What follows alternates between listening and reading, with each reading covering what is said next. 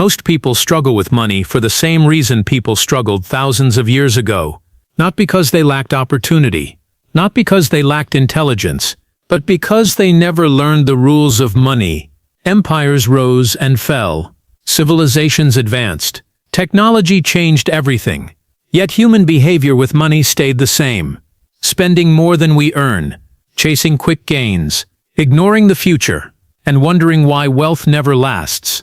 More than a century ago, George S. Clason chose an unusual way to teach financial wisdom. He didn't write spreadsheets. He didn't write formulas. He wrote stories. Stories set in ancient Babylon, one of the richest cities the world had ever known. But don't be fooled by the setting. This book is not about the past. It's about human nature. The characters in Babylon face the same struggles people face today. How do I stop living paycheck to paycheck? Why does money slip through my fingers? How do I make my income grow instead of disappear? How do I protect what I've worked so hard to earn? The answers are not complex, but they are uncomfortable. Because wealth doesn't begin with earning more. It begins with behavior. In this full audiobook breakdown, we're going to walk through The Richest Man in Babylon chapter by chapter, translating its timeless parables into clear modern financial principles you can apply immediately.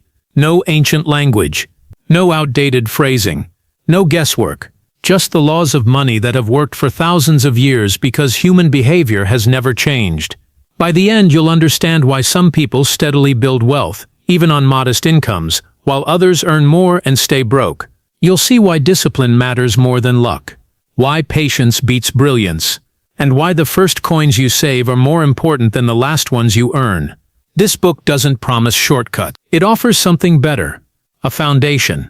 Welcome to The Richest Man in Babylon, broken down clearly, honestly, and powerfully. Let's begin. Chapter 1. The Man Who Desired Gold. Why wanting wealth isn't enough. Most people don't fail financially because they're lazy. They fail because they're unmanaged.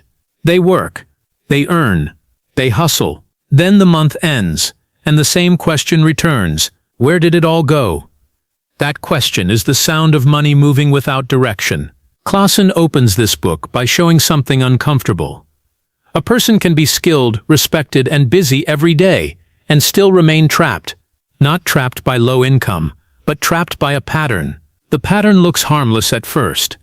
A little spending here, a little spending there. A reward after a hard week. A small upgrade because life is stressful. A quick purchase because it feels like relief. None of it feels like destruction in the moment. That's why it works. Most financial damage doesn't arrive like a storm. It arrives like a drip. One drip doesn't scare you, but keep the drip running, and eventually it hollows out stone. This chapter introduces a man who desires gold, yet cannot hold on to it. The deeper lesson is this: desire is common, but discipline is rare. A person can want wealth the way a person wants health. They want it sincerely. They want it emotionally. They want it intensely. But they don't adopt the daily behaviors that create it. So the desire becomes frustration. Here's a scene you've probably seen before, or lived. Someone earns a little more than they used to. They feel relief for a moment, then life immediately expands to meet the new number. A nicer phone, a better car payment, more eating out, more quick wins that feel like comfort. Suddenly, the bigger paycheck becomes a bigger lifestyle, and the bank balance stays the same. That's not bad luck. That's a predictable human tendency. Your spending grows to match what you believe is available. If you believe your whole income is available for today, today will consume it. If you believe a portion belongs to your future, your lifestyle learns to survive on less. This is why Clason starts with desire. Because desire is not the problem. Desire is the spark. But sparks don't build cities. Structure builds cities. Clason is showing that many people live with money the way they live with time. They assume it will work out. They assume they'll get serious later. They assume the future version of themselves will be more disciplined. Then years pass. The future self arrives and inherits the same habits. And that's where financial regret is born. Not in one big mistake, but in a long series of unexamined routines. This chapter also touches something deeper: comparison. A person looks around and sees others who appear ahead. Someone's home looks bigger. Someone's clothes look newer. Someone's lifestyle looks easier. The mind starts telling stories. They're luckier. They have connections. They were born into it. Sometimes those stories are true, but often what separates people is not the size of their income. It's the presence of a system. One person treats money like an event. Another treats it like a process. The one who treats it like an event is always reacting, always fixing, always hoping the next month will be different. The one who treats it like a process is always steering, always planning, always building. Clason is quietly teaching something that modern life makes easy to forget. Wealth is not created by intensity. It's created by consistency. A person who is intense for 2 weeks, then collapses, stays in the same place. A person who is disciplined in small ways for years becomes almost unrecognizable. In practice, the first chapter is an invitation to stop living in financial fog. Fog is not only dangerous, it's expensive. When you don't know where your money goes, you end up making decisions based on emotion. Panic spending, comfort spending, status spending, guilt spending. And emotion is a terrible financial advisor. Clason's character is not being mocked. He's being introduced as a symbol of the hard-working person who is tired of the same cycle, tired of making money and still feeling poor, tired of hoping, tired of starting over every month. The turning point comes when he realizes something simple. Money needs rules, not harsh rules that destroy joy. Rules that protect your future without stealing your present. Rules that separate wants from needs. Rules that create saving before spending. Rules that force you to grow instead of drift. This is where the journey begins. Because once a person admits, my effort isn't enough without strategy, they become teachable. And teachable people change. To summarize, this chapter is not about gold, it's about awareness. Hard work without a system produces stress. Income without direction produces leaks. Desire without structure produces disappointment. The first step toward wealth is not earning more. It is refusing to let money move through your life without command. Chapter 2. The Richest Man in Babylon. The habit that builds wealth quietly. People love to believe there's a secret behind wealth. A hidden trick. A rare connection. A sudden breakthrough. That belief is comforting because it suggests you don't need to change much. You just need to discover the right thing. Clason takes that fantasy and replaces it with something more powerful. A habit. In this chapter, the people of Babylon seek out Arcad, the richest man in their city. They want answers. They want to know how he rose above everyone else. And what Arcad teaches is almost offensively simple. Keep a portion of everything you earn. Not when you feel like it. Not when you get a bonus. Not when life is calm. Every time. This is the first law of wealth. Because it forces a new identity. You stop living as someone who merely earns and spends. You become someone who keeps. That shift is bigger than it sounds. Because most people live inside a silent rule they never wrote down. If I earned it, I can spend it. That rule feels natural. It also keeps people stuck forever. Arcad introduces a new rule. If I earned it, part of it belongs to my future. That single rule changes the order of life. And order matters. Most people do this. Spend on obligations. Spend on habits. Spend on comfort. Spend on pressure. Then, if anything remains, save. But anything remaining rarely shows up. Because life doesn't ask for permission. It just arrives. A family need appears. A bill surprises you. A social event pulls you in. A tempting upgrade whispers, you deserve this. When saving comes last, saving becomes optional. And optional habits don't survive stress. Arcad's approach is structured. Pay yourself first. In practice, that means the first slice of your income is not for the landlord, not for the market, not for your cravings, not for other people's expectations.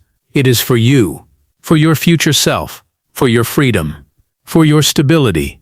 And if that sounds selfish, Clason wants you to reconsider what selfish truly is, because living without a future plan often forces you to depend on others later. That dependence can burden the very people you love. Saving is not selfish. It is responsibility in advance. Now, here's where people panic. They say, but I can't afford to save. Clason's wisdom here is subtle and brutal. Most people cannot afford not to save. They're already paying the cost of not saving. They just pay it later, and it hurts more. They pay it through debt, interest, constant anxiety, missed opportunities, staying in bad jobs, accepting disrespect because they can't risk change. When you have no cushion, everything becomes urgent. Urgency is expensive. A person with urgency pays more for everything. They borrow faster. They settle quicker. They panic earlier. They lose negotiating power. Arcad's rule creates the opposite. Margin. Margin is what allows you to make calm decisions. And calm decisions are often better decisions. Imagine two people in the same crisis. One has no savings. Their mind races. They scramble. They accept the first option, even if it's terrible. The other has a buffer. They can pause. They can evaluate. They can choose. That difference is not luck. It's structure. Arcad also teaches a hidden principle. Your lifestyle adapts to your boundaries. If you decide that all your income is available for spending, your wants will expand to meet it. That's human nature. If you decide that a portion is untouchable, your lifestyle learns to live within what remains. At first, that feels like pressure. Then it becomes normal. And once it becomes normal, it becomes freedom. Because you stop feeling controlled by every desire, you gain something rare: self-command. Now, Clason's message is not to save everything and live miserably. It's to start with a portion that is realistic and consistent, then allow time to do what time does best: build. Saving works because it is the foundation of compounding. Not only compounding money, compounding confidence. Each time you save, you prove to yourself that you can delay gratification. Each time you delay gratification, discipline strengthens. Each time discipline strengthens, financial choices improve. That cycle is how ordinary people become stable. And stability is what turns into wealth. Here's the core lesson. The first step toward wealth is not investing. It is keeping. You can't grow what you don't hold. You can't protect what you never retain. You can't build freedom on leftover money. In a nutshell, pay yourself first. Keep a portion of what you earn, every time. Then build your life with what remains. This is the habit that turns income into security, and security into choices, and choices into wealth. Chapter 3. 7 Cures for a Lean Purse. The system that stops money from leaking. Once you begin keeping a portion of what you earn, you discover something quickly. Saving is not the finish line. Saving is the doorway. Because the moment you decide to keep money, life starts negotiating with you. A birthday comes up. A sudden expense appears. A limited time deal pops up. A friend invites you out. A craving hits when you're tired. And if you don't have a structure, your saving habit becomes a monthly argument with yourself. This chapter is Clason giving you structure, not heavy theory. A system built for real life. He calls them the 7 cures for a lean purse. But what he's really doing is building a complete money framework. Earn, keep, control, grow, protect, prepare, and increase capacity. Let's walk through them in a way that lands in everyday life. Cure 1. Keep a portion of what you earn. Clason repeats this because it's the spine. Without keeping a portion, everything else becomes motivational talk. In practice, this is the first appointment your income must keep. Just like rent has an appointment, just like bills have an appointment, your future becomes an appointment too. This is where wealth begins to feel real, not when you dream. When you keep. Cure 2. Control your expenditures. This is where most people misunderstand discipline. They hear control expenses and think it means suffering. Clason means something more intelligent. He means, stop letting money obey your impulses. The biggest spending problems are not always big purchases, they're routines. A person doesn't accidentally spend too much. They build a lifestyle made of small autopilot decisions. A quick delivery, because cooking feels like effort. A new gadget, because boredom is uncomfortable. A frequent upgrade, because you don't want to feel behind. A shopping habit, because stress needs an outlet. This is why Clason insists on distinguishing necessary expenses from unnecessary desires. A necessity supports life. A desire usually supports emotion. And desires are endless. If you try to satisfy every desire, your money will always be insufficient, no matter how much you earn. Control begins when you ask one powerful question before spending. Is this feeding my future or feeding my moment? That question won't make you perfect, but it will make you conscious. And consciousness is where change starts. Cure 3. Make your gold multiply. Saving without growth is like storing seeds and never planting them. Clason now shifts from keeping to multiplying. But he does not encourage reckless behavior. He teaches that money should be placed where it can grow steadily and safely. In modern terms, this is the difference between building wealth and gambling. Gambling is chasing thrills. Wealth building is letting time work. People often want money to grow fast because they're tired of being patient. That impatience is exactly what causes loss. Clason is teaching that slow growth, repeated consistently, is stronger than fast growth that collapses. Cure 4. Guard your treasure from loss. This cure exists because once you have savings, you become emotionally vulnerable. You start thinking, I finally have something. I need to make it big. That urgency is dangerous. Clason warns against putting money into places where it is not protected by understanding.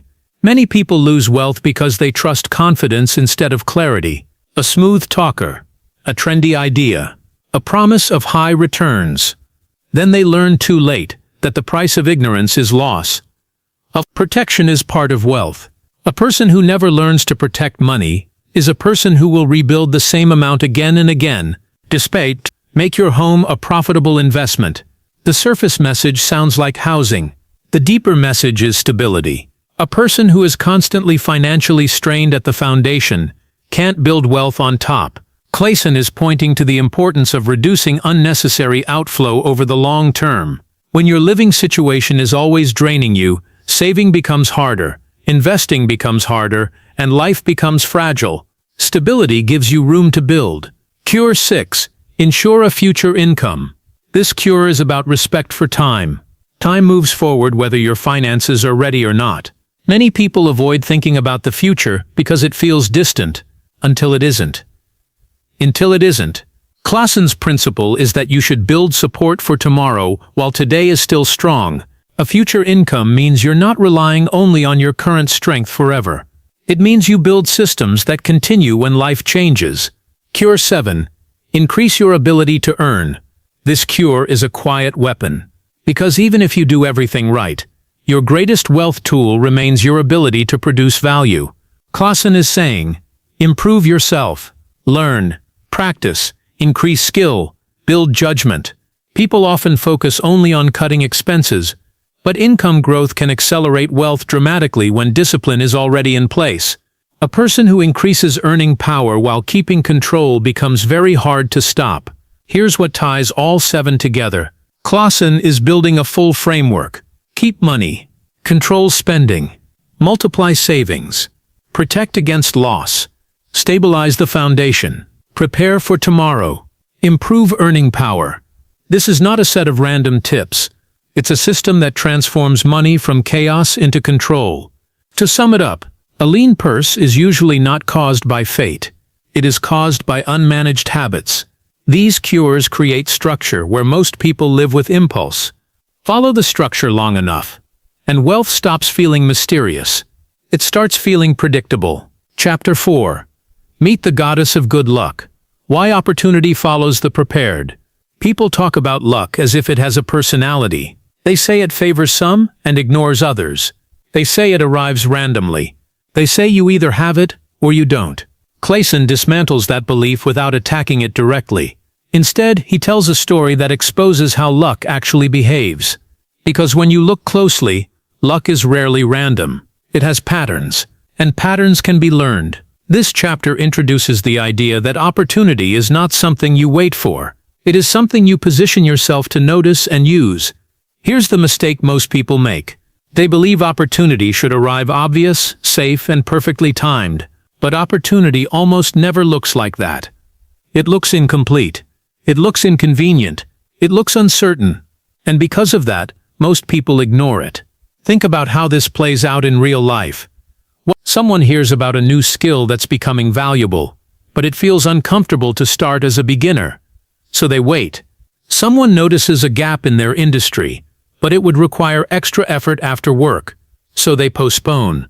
Someone is offered a chance that pays less at first but leads somewhere better, and they decline because it doesn't feel impressive enough. Later, they watch others benefit from those same paths and say, they were lucky. Clason is pointing out the illusion. Luck often shows up as work before reward. Those who move early appear fortunate later. Another layer in this chapter is readiness. Even when opportunity appears, not everyone can act. Some people are trapped by their own financial fragility. They have no savings, no margin, no breathing room. So when a door opens, they can't walk through it. They need certainty because they can't afford risk. They need immediate payoff because they can't wait. They need guarantees because they're already stretched thin. This is why Clason spent so much time earlier on saving, control, and protection. Those habits don't just create wealth. They create optionality. A person with options can say yes when others can't. They can take a temporary step back for a long-term leap forward. They can experiment without panic. That flexibility is often mistaken for luck. There's also something psychological happening here. People who believe luck exists outside of their control tend to stay passive. People who believe opportunity responds to preparation tend to stay active. One mindset waits. The other searches. Clason's goddess of good luck is not mystical. She is symbolic. She rewards movement. She appears when someone is already doing something, already learning, already engaging, already building. She rarely visits those who are standing still.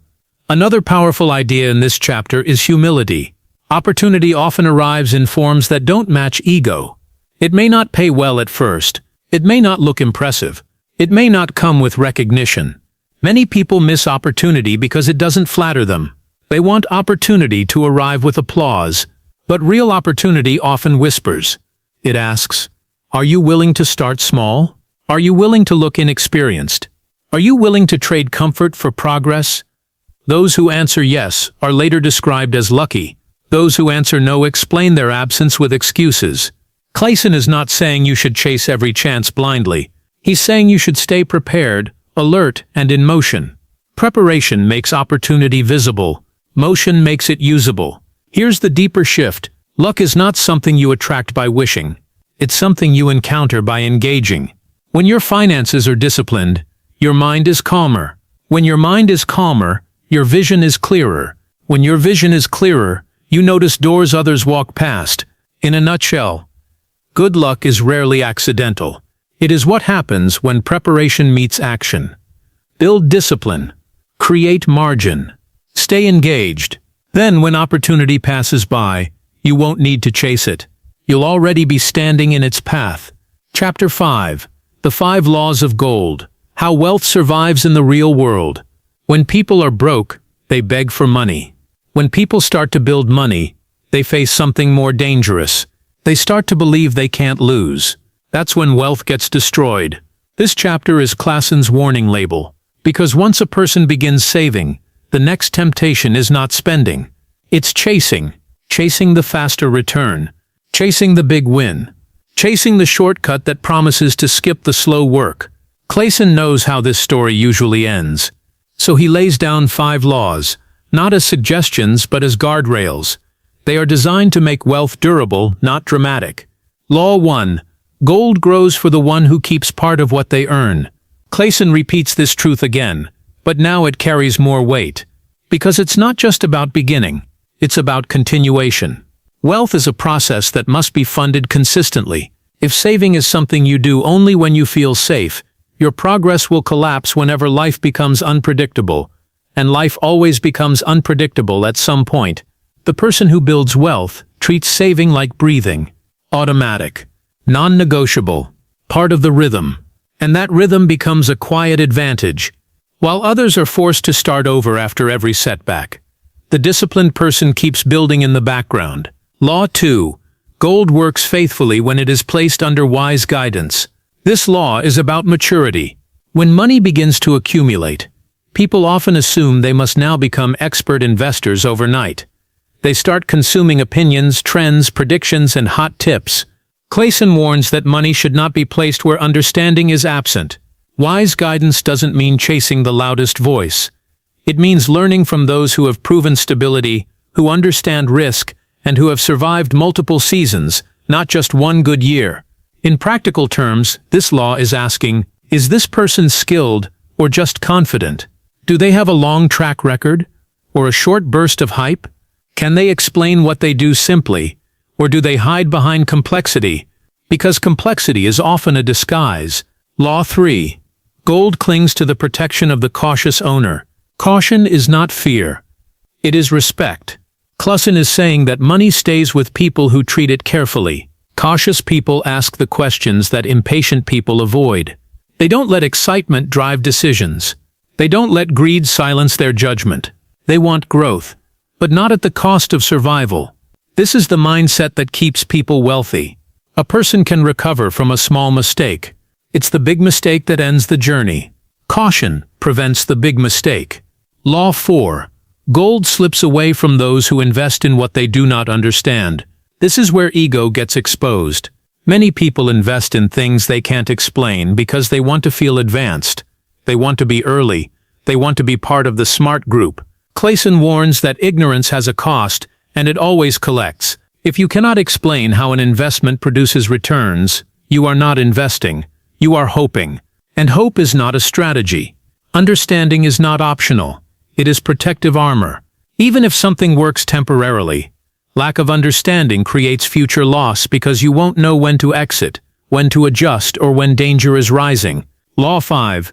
Gold flees from those who chase impossible gains. This law is the final trap. The desire for quick wealth is one of the most expensive desires a person can hold. It makes people ignore warning signs. It makes people over-leverage. It makes people jump into promises that sound like miracles. Clason's message is direct. If someone is offering you extraordinary returns with little effort, the risk is usually hidden. The money doesn't come from the sky. It comes from someone else's pocket. And often, it ends up being yours. The person who grows wealthy accepts slow, steady progress. They don't need to impress anyone. They don't need dramatic wins. They are building something stable. And stability compounds. What this chapter is really saying, wealth is not only built by earning and saving, it is built by survival. The person who avoids ruin stays in the game long enough for time to work. Time is the quiet partner of wealth. But time only helps those who remain standing. In essence, these 5 laws are discipline in written form. Keep saving consistently. Invest with wisdom, not excitement. Protect your capital with caution. Refuse to fund what you don't understand. Reject the seduction of impossible gains. Do this, and money becomes loyal. Ignore this, and money becomes a visitor that never stays long. Chapter 6. The Gold Lender of Babylon. Why boundaries protect both money and relationships. If you want to learn how disciplined you truly are, don't look at how you handle your paycheck. Look at how you handle other people's requests. Because this is where many careful savers collapse.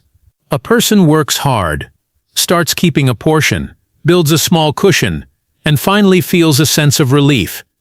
Then someone close to them appears with urgency, a friend with a sure thing, a relative with a crisis, a familiar voice saying, "You're the only one who can help."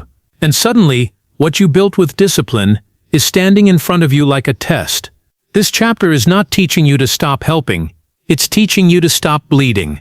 Clason uses the gold lender to show that money can be lost even when your heart is in the right place, and that's one of the hardest truths in personal finance. Good intentions do not protect money. Love does not replace structure. Trust is not a strategy. Many people lend money to avoid discomfort. They want to be seen as generous. They fear being judged as selfish. They dislike tension. So they say yes while their instincts are warning them. Then the predictable pattern begins. The repayment date arrives and nothing happens. There's an apology. Then another promise. Then another delay. Then the lender feels trapped, not just financially, but emotionally. Now they're angry. They feel disrespected. They feel foolish. And the relationship becomes strained. Clason is showing something important. Lending without wisdom often destroys 2 things at once: your money and your peace. The gold lender approaches lending like a professional, not like a people pleaser. He follows a principle that can save you years of stress. Before money leaves your hands, clarity must enter the conversation. Because if clarity cannot be discussed, the loan is already unsafe. This chapter can be broken into 3 tests. These tests don't require coldness. They require maturity. Test 1. Ability. Not kindness. Not potential. Not personality. Ability. Does this person have a track record of responsibility? Do they handle obligations well? Do they make consistent decisions or emotional ones? Someone can be a good person and still be financially unsafe. That distinction is vital. When you lend to someone without ability, you're not helping them build.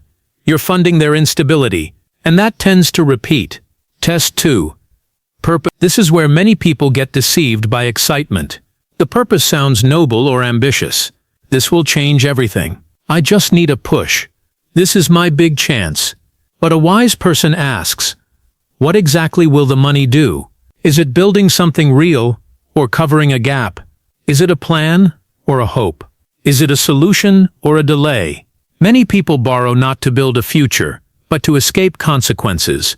If the loan only postpones consequences, the consequences will return later, heavier, and the lender becomes part of the fallout. Test 3. Protection. This is where boundaries show their value. Protection can mean an agreement, clear terms, a repayment plan, or something that reduces the chance of loss. Some people avoid protection because it feels awkward, but awkwardness is cheap compared to regret. Clason is teaching that money deserves protection because money represents your time, your effort, your sacrifice. If someone gets offended by structure, it's often a sign they were hoping for freedom from accountability. A person with serious intent will not be afraid of clarity. There's also another subtle lesson here. Sometimes the most helpful thing you can do is not give money. Because when money becomes an easy escape, it can trap a person in the very habits destroying them. Support can take many forms. Guidance, a connection to a mentor, helping them learn a skill, assisting them to build structure, encouraging responsibility. Clason's lesson is not never lend. It's lend wisely. Because the goal is not to feel generous today and feel bitter later. The goal is to protect your future while still acting with integrity. Here's the deeper shift. Saying no is sometimes an act of wisdom. It protects your progress. It prevents resentment. It forces clearer thinking. Boundaries are not cruelty. They are respect. Respect for what you built. Respect for the future you are trying to secure. Respect for the truth that money, once lost, often takes years to replace. In essence, lending without wisdom turns savings into sacrifice. Before you give money, examine ability. Examine purpose. Demand protection. That is how you protect wealth. And that is how you protect peace. Chapter 7. The Walls of Babylon. The quiet power of financial protection. Babylon did not become great only because it earned wealth. It became great because it defended it. That's what the walls were for. They weren't decoration. They weren't vanity. They were survival. Clason uses this image to teach one of the most overlooked principles in building wealth. Protection is not optional. Most people think wealth is an offensive game. Earn more. Invest more. Grow faster. But Clason is teaching that lasting wealth is also defensive. You don't just build. You protect what you build. Because the world will test your progress. Sometimes that test looks dramatic. Other times it looks ordinary. A medical expense. A sudden job change. A business slowdown. A family emergency. A major repair. These events don't ask if it's convenient. They arrive when they arrive. And when they arrive, they reveal the truth of your financial life. Are you building something strong or something fragile? A fragile financial life depends on everything going right. Income must stay consistent. No emergencies can happen. No surprises can appear. No mistakes can occur. That is not a plan. That is a gamble. Clason's walls represent a mindset that says, I will not gamble my future on the hope that life stays smooth. This chapter is about building margin. Margin is what turns emergencies into inconveniences instead of disasters. It's the difference between fixing a problem calmly and panicking into debt. And debt is often not a money issue. It's a protection issue. Many people borrow because they lack defense, not because they lacked intelligence. They had no buffer, no reserve, no room to breathe. So when pressure arrived, borrowing was the only option. Clason is teaching you to build the opposite: savings, insurance where it makes sense, lower financial commitments, less dependence on constant income, not because you fear life, because you respect it. Here's something rarely said clearly: a person without financial protection lives with a hidden fear. Even if they don't admit it, they might laugh, they might look fine, they might work hard, but underneath, they know one bad month could shake everything. That fear changes decision-making. It pushes people into bad deals. It makes them accept disrespect. It makes them stay stuck in environments they've outgrown. Because when you're financially fragile, you can't afford to move freely. Clason's walls create freedom, not by giving you more money immediately, but by giving you something even more valuable: stability. Stability calms the mind. A calm mind sees clearly. A clear mind makes better decisions. That's why protection is a wealth strategy. And it affects everything. A person with a buffer negotiates with confidence. A person without a buffer negotiates with desperation. Desperation is expensive. It makes you sell too low. It makes you buy too high. It makes you accept terms you shouldn't accept. Babylon's walls were not built for luxury. They were built so the city could continue growing without being wiped out. Clason is saying your financial life should work the same way. Build a defense so strong that when the unexpected arrives, you don't lose everything. Another layer in this chapter is emotional security. When you have walls, you stop living with constant urgency. You don't need every month to be perfect. You don't need every plan to work out instantly. You can take calculated steps without fear swallowing you. That creates patience. And patience is the fuel of wealth. Here's the shift. Most people think protection is something you add after you become wealthy. Clason teaches the opposite. Protection is what allows you to become wealthy, because it keeps you alive in the game. To summarize, wealth that cannot survive storms is not wealth yet. It is temporary comfort. Build your walls, reserves, safeguards, and smart boundaries, so when life tests you, you don't collapse. You continue. And continuing is how wealth becomes inevitable. Chapter 8. The Camel Trader of Babylon. Building a future that doesn't depend on luck. Some people live as if life will always stay cooperative. They assume income will remain steady. They assume health will remain strong. They assume responsibilities won't increase. They assume tomorrow will behave like today. Then life changes. Not because it hates them. Because change is life's nature. This chapter is Clason's reminder that time is undefeated. The camel trader understands something that many people learn only after pain arrives. You don't prepare for the desert once you're already in it. You prepare before you leave the city. In modern life, the desert can look like many things. A job ends and the market is slow. A medical situation appears and priorities shift. A family responsibility grows and expenses rise. An industry changes and old skills lose value. None of this is rare. It's part of the long arc of adulthood. Clason's message is simple but heavy. If you build your entire financial life only for the present, the future will eventually collect its debt. This chapter pushes the listener to develop a different kind of thinking. Not short-term thinking. Not panic thinking. Long-term thinking. Long-term thinking is not worrying about tomorrow. It's respecting it.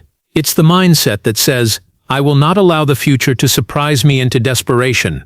The camel trader builds security in advance. He doesn't rely on hope. He relies on preparation. And preparation creates something priceless. Peace. When you've prepared for tomorrow, you can live today with less fear. That's the paradox. People who avoid planning often live with more anxiety because deep down they know they are exposed. People who plan well often feel calmer because they have already handled the what-if in advance. Now, this chapter also teaches something about dignity. A future without preparation can become a future of dependence. Dependence on loans. Dependence on family. Dependence on last-minute help. Dependence is not always shameful, but it is often stressful. It limits your choices. Prepared people keep choices. They don't have to accept the first offer out of fear.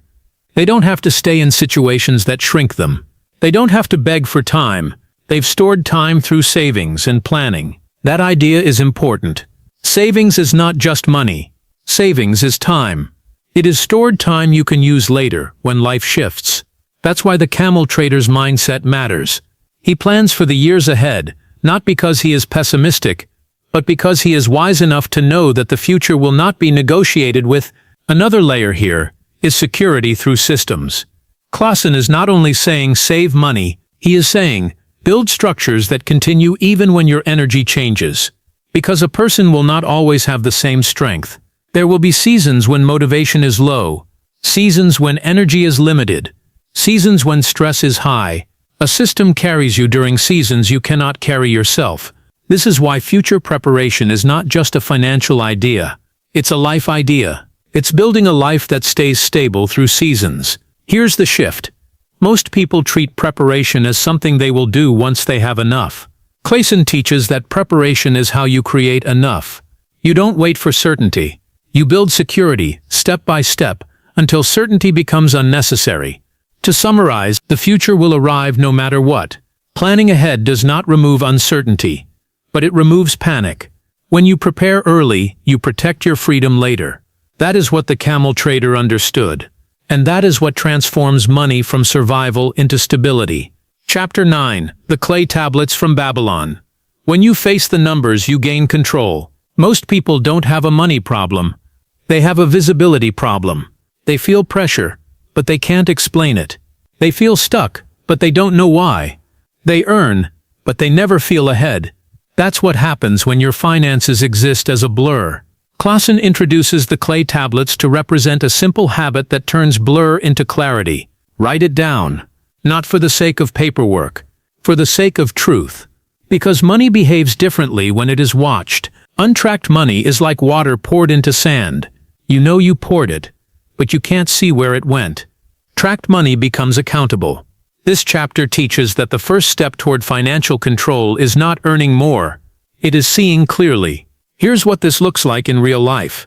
A person believes they are spending mainly on necessities. They feel responsible. They feel justified. Then they actually record everything for a month. And reality appears. Not as one huge mistake, as a pattern of small drains, tiny fees, convenience spending, impulse purchases in moments of stress, subscriptions they forgot existed, upgrades that felt small but repeated weekly. The shock isn't just the total amount. It's the realization that the money was being spent without intention. That's what creates frustration. You can handle sacrifice when you choose it, but when money disappears without your permission, it feels like betrayal. Clason is teaching that wealth requires permission-based spending, not spending based on mood, not spending based on pressure, not spending based on everyone else does it. A plan gives your money a job, and when money has a job, it stops wandering. This chapter also exposes another truth. Many people avoid tracking because they don't want to feel restricted, but the restriction is already there. It just shows up later, more painful. Untracked spending creates surprise.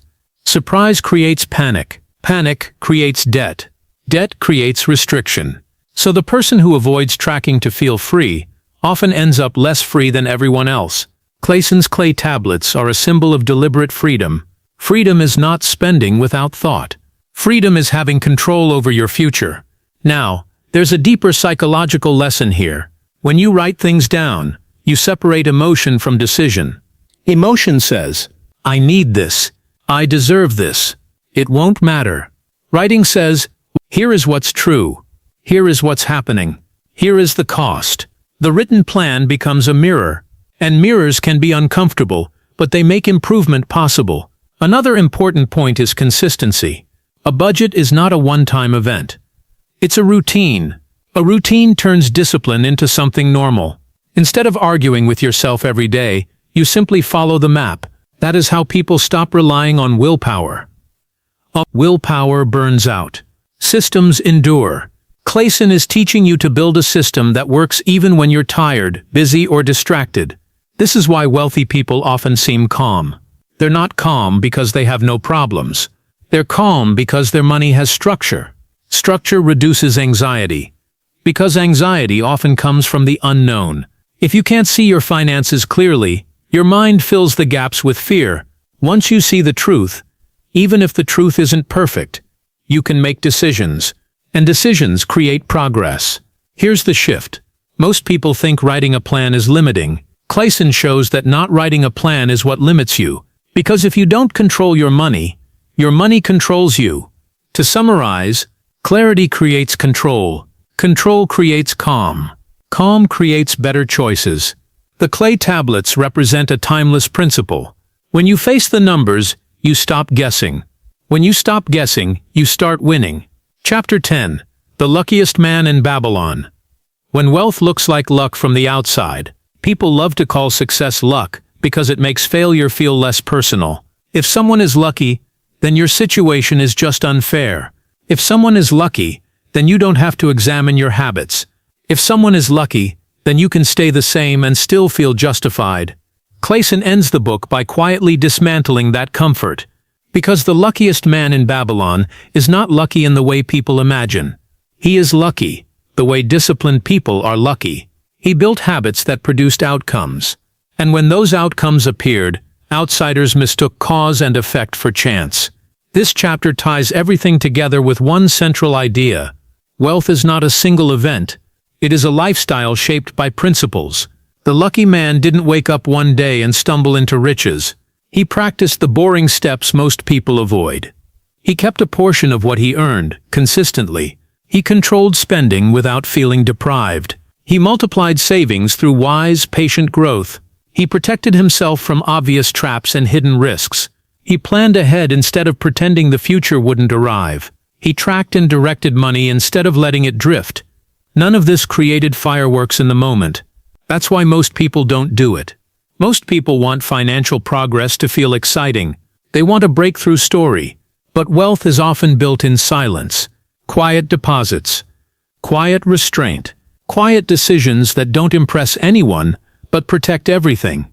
Then time does what time always does. It magnifies consistency. That's why Clason's luckiest man looks different after years pass. He has options when others have pressure. He has calm when others have panic. He has stability when others have surprise. From the outside, it looks like life keeps favoring him. From the inside, it's simply the result of not living financially exposed. This chapter also delivers a deeper point about character. Not character as in morality sermons. Character as in habits, judgment, restraint, patience, and self-command. Because the person who becomes wealthy is often the person who can do something most people struggle to do. They can say no to themselves, no to impulse, no to status pressure, no to greed disguised as opportunity, no to lifestyle inflation, no to risky shortcuts that promise speed. That no is not limitation. It is a choice for a better yes later. A person who never learns to say no will always feel like money is slipping away, no matter how much they earn. A person who learns restraint builds a life where money stays and grows, and over time, that life begins to look lucky. Clason is showing that luck is often the name people give to discipline they didn't witness. They didn't see the months of control. They didn't see the quiet planning. They didn't see the consistency when it felt slow. They only saw the outcome, and outcomes, when detached from process, appear magical. This chapter is the closing reminder that wealth isn't a mystery. It's a formula. A simple formula practiced long enough to become powerful. Here's the final shift. If you want wealth, don't chase miracles. Build habits. Miracles are rare. Habits are reliable. Miracles are outside your control. Habits are within it. To summarize, Clason's laws work because human behavior hasn't changed. Keep part of what you earn. Spend with intention. Let savings grow patiently. Protect what you build. Prepare for the future. Track and guide your money. Do these, and you will start to look lucky to people who live in financial fog. Because when discipline becomes routine, results become inevitable. If this breakdown sharpened your thinking and gave you practical direction, stay close to Audiobook Lib. This is what we do here. We take timeless books, strip away the confusion, and translate their wisdom into real life. Follow the channel and keep building, because money doesn't change when you wish. It changes when you apply.